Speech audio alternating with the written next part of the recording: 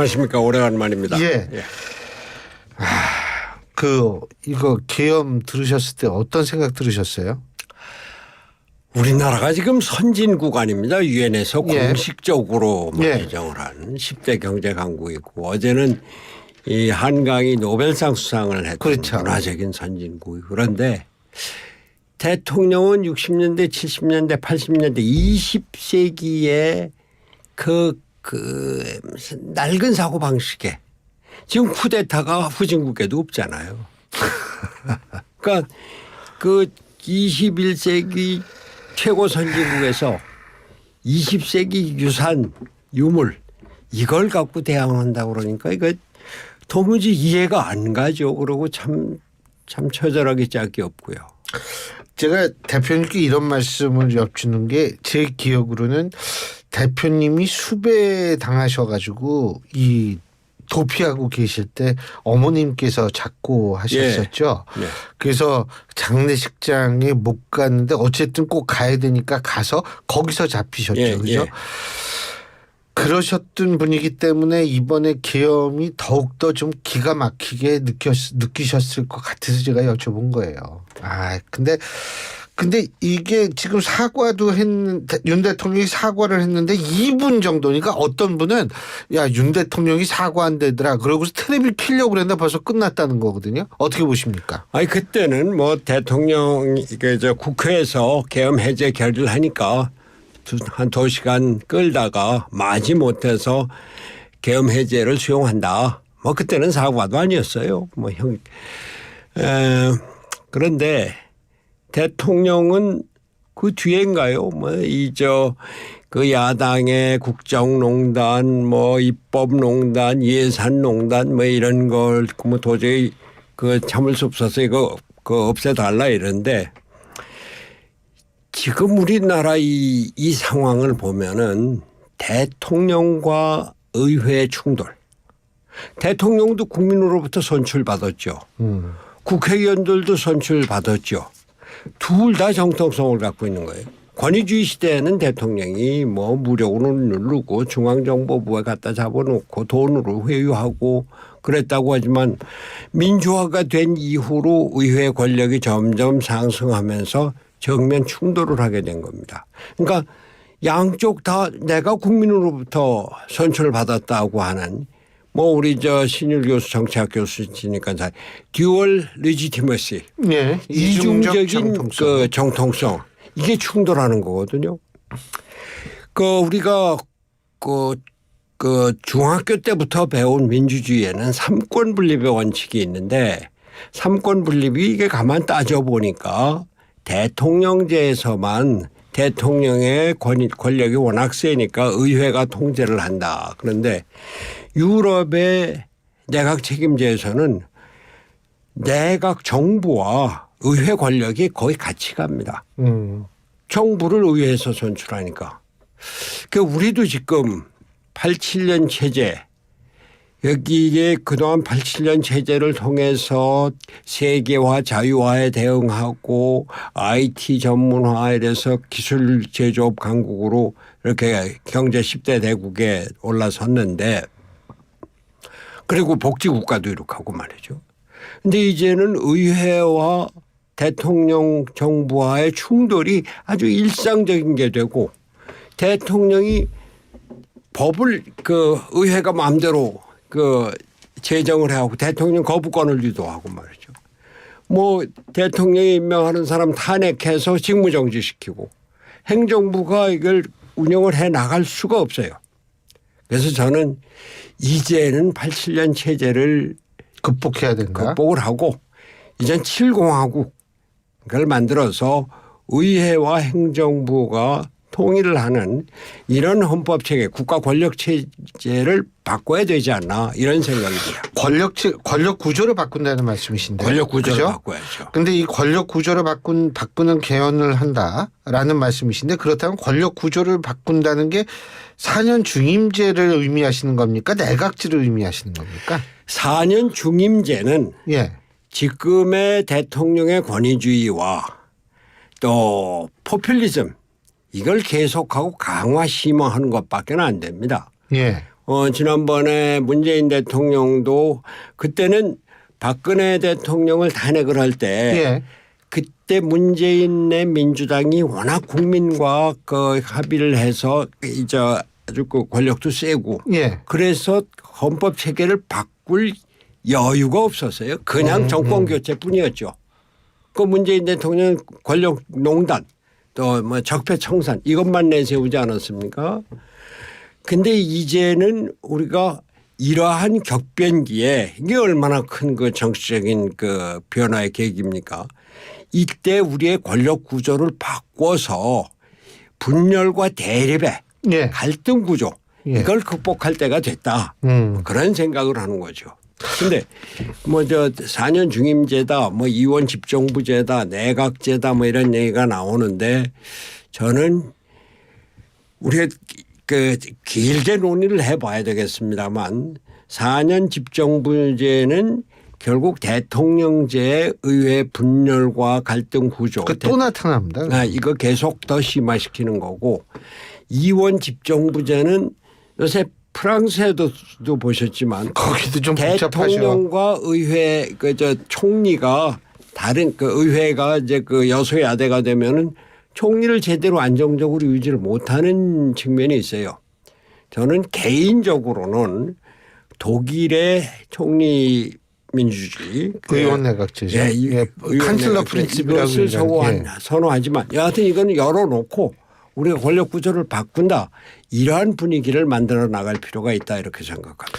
근데 문제는 뭐냐면 그 바꾸려면 지금 이 와중에 뭐 우리가 다시 뭐를 해가지고 하는 거는 좀 힘들 거란 생각이 들거든요. 방법론상으로 볼 때. 맞습니다. 그 저는 이게 처음에 이 계엄령이 나고 또 계엄령 해제가 되고 이랬을 때 이게 우리가 그 하느님이 우리한테 준 새로운 기회다.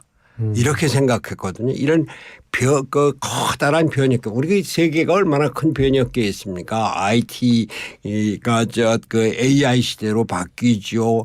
그 세계에서 극우화가 막 이제 일어나죠. 민주주의 위기다. 그리고 뭐 그 우크라이나 전쟁이다. 미중 그 갈등이다. 이런 커다란 변화 속에서 우리나라도 이제 변화의 계기를 찾는 거 아닌가 이렇게 생각을 했는데 요즘 뭐 질서 있는 퇴진론이 나오고 하지만 결국은 뭐 탄핵이 불가피할 거라고 봅니다. 그 질서 있는 퇴진이 가능하다고 보십니까? 질서 있는 퇴진은 사실 여당이 지금 당장 대선 준비가 안 돼 있으니까 대선 준비 기간 그 시간적인 여유를 얻기 위한 것으로 보여지는데 또 지난번에 탄핵을 이 불참으로 이렇게 무산시킨 것도 결국 탄핵을 하면은 이게 그 탄핵 기간 석 달 대선 기간 2달 한 5달밖에 안 되니까 이거 좀 늦춰보자 이런 생각인데 이 국민적인 여론이 요새 보세요. 대통령이 그 특수전 사령관한테 그 국회 문 깨고 들어가서 그 사람들 끌어내. 이거는 완전히 군사 쿠데타에서도 폭력적인 옛날에 그런 적은 없었죠. 없었죠. 예. 왜냐하면 그 대통령이 계엄령을 선포하면은 국회에서 이걸 심사하게 돼 있거든요. 네. 그래서 곧바로 국회 통지하고 국회에서는 이걸 가부를 결정을 해야 되는데 그걸 아예 그냥 막아버린 거니까. 그리고 그 요인들 체포령 내렸죠. 그리고 그 사람들을 수감할 수 있는 거를 수방사 벙커원을 검토해라며. 그러니까 이거 완전히 군사적인 폭거란 말이에요. 이렇게 되니까 국민들이 이거 안 되겠다. 빨리 정권을 안정시켜야 되다. 보세요. 미국에서 대통령이 어떻게 된 거냐 그러죠. 캠벨 그 부장관은 이게 무슨 도무지 상식이 아니다 이러고서는 전 세계가 대한민국을 외면하고 있고 우리나라가 국제적인 관계가 없이 어떻게 삽니까? 이런 국제적인 관계를 회복하기 위해서라도 안정적인 정권이 필요한데 지금 뭐 임시적인 그 국무총리가 임시적으로 그걸 대행한다. 그건 뭐 실질적으로 안 되고 그러니까 국민들이 빨리 새로운 정권이 태어나기를 바라는데 이건 뭐 불가피하다고 봅니다. 14일에 그 국회에서 탄핵도 탄핵이요. 이제 뭐 통과될 거라고 보고요. 그러면은 그 다음에 이걸 또 다시 뭐 그게 이재명이 됐건 누가 됐건 대통령이 돼서 의회와 갈등 구조 또 그 포퓰리즘의 뭐 구도 뭐 이런 걸로 계속 우리가 지금 피크 코리아를 얘기하고 있지 않습니까?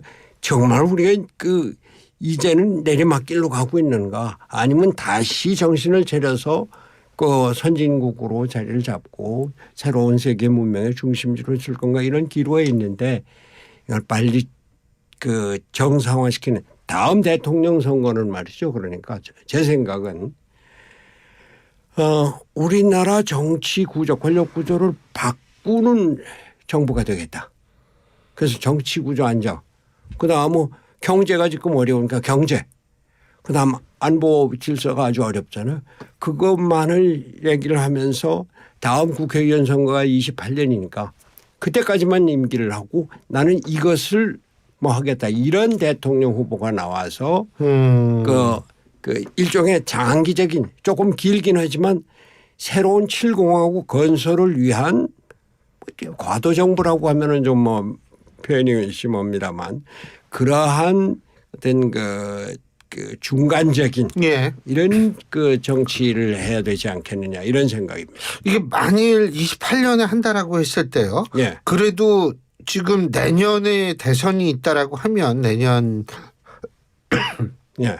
중반 정도의 대선이 있다고 한다면 26, 27, 28 3년은 하는 거거든요. 그래도. 아니 글쎄 그러니까 우리가 지금 저는 처음에는 이 계엄령 사태가 일어났을 때 그 지금 윤석열 대통령이 정권을 내려놓고 대신 야당과 타협을 해서 과도내각을 구성하자 하자 여야가 합의를 하는 뭐 그럼 당신네도 추천을 해봐라 이렇게 해서 과도내각을 구성을 해서 그 과도내각이 실권을 갖고 다음 대통령 선거를 준비하는 뭐 이런 걸 생각을 했는데 지금 우리나라 국민들의 여론이나 국정의 운영 과정으로 봐서 워낙 대통령이 뭐 그냥 군부를 동원해서 정권을 뒤엎으려고 그랬으니까 이제 그 국정을 문란시키려고 했으니까 그러니까 그거는 안 되고 다음 대통령이 그래도 대통령으로서 그 권한과 직책을 유지를 하면서 정권의 정치 권력의 구조를 바꾸는데 최선을 기울이는. 근데 그 윤 대통령은 뭐 본인은 법적으로 잘못한 게 뭐 법을 어긴 게 바깥으로 나온 게 없다 뭐 이런 식의 입장이고 뭐 이게 그 왜 통치권 그러니까 뭐 이런 식의 얘기도 하고 그러는 건데 그거 어떻게 보세요? 그러니까 법을 했다는 사람 그 양반이 그냥 뭐 검찰에만 있지 않았습니까? 이분은 말이죠. 검찰에 있으면서도 법무부 근무도 해본 일이 없어요. 청와대 파견도 가본 일이 없고 뭐 국정원이나 뭐 어디 뭐 이런 것도 없고 아마 무슨 외국 유학도 안 한 거 아닌가 모르겠어요. 그러니까 오직 검찰에서 특수검찰만 했다면 특수. 예. 사람 잡아다가 했어 안 했어. 잘못했지. 없다고 그러면 다른 거 뒤져 갖고서는 그러니까 그 본인에 대한 어떤 확신이라고 그럴까. 그러니까 이게 독선으로 되는 거죠. 그러니까 지금 저는 그 질서 있는 조기 퇴진이라는 게 윤석열 대통령의 이러한 성향으로 봐서 받아들여지지도 않을 거고 또 야당도 받아들여지지 않을 거고 결국은 여당 내에서도 지역 구민들의 어떤 압박이 심어 그러니까 결국 탄핵으로 가지 않겠느냐 이렇게 봅니다. 국민의힘의 미래는 어떻게 보십니까? 아주 어렵죠. 지금 뭐 국민의힘이 사실 그동안 야당이 윤석열 대통령 표현대로 국정을 농단하고 뭐 특검을 그냥 계속 그 세 번씩이나 뭐 그 다시 반복을 하고 또 법률 뻔히 대통령한테 가면은 제2요구 거부권 행사할 걸 아는데 그걸 유도하는 걸 하고 국회에서 뭐 국정감사에서 사람들 막 뭐 모욕 주고 야단치고 뭐 이러는 걸 보면서도 여당의 국회의원들이 여당과 정부를 지키려고 적극적으로 나서는 걸 못 봤어요.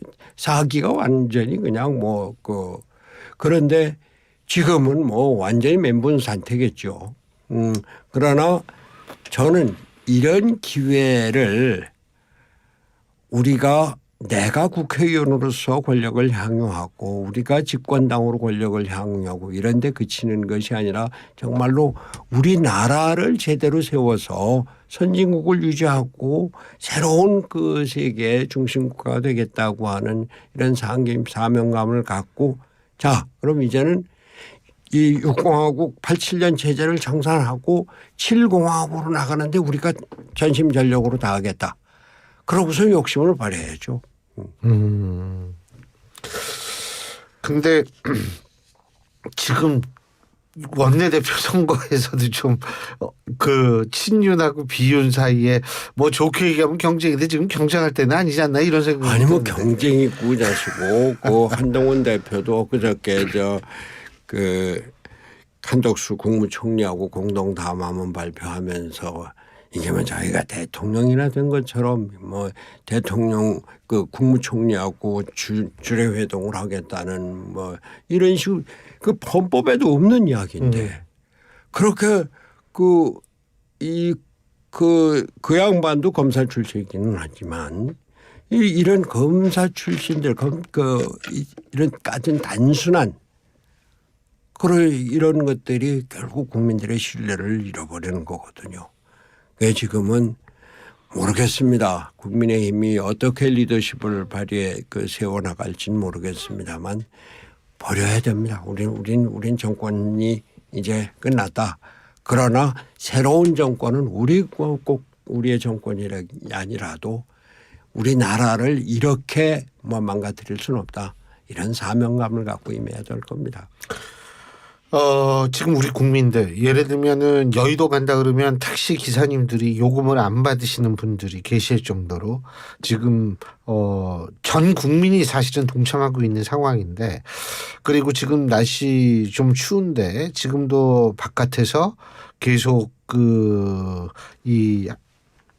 지금도 이제 촛불을 드시는 분들이 있는데 이런 국민들한테 좀 한 말씀 해 주신다면 어떤 말씀 해 주실 수 있겠어요? 우리 국민이 어떤 국민입니까?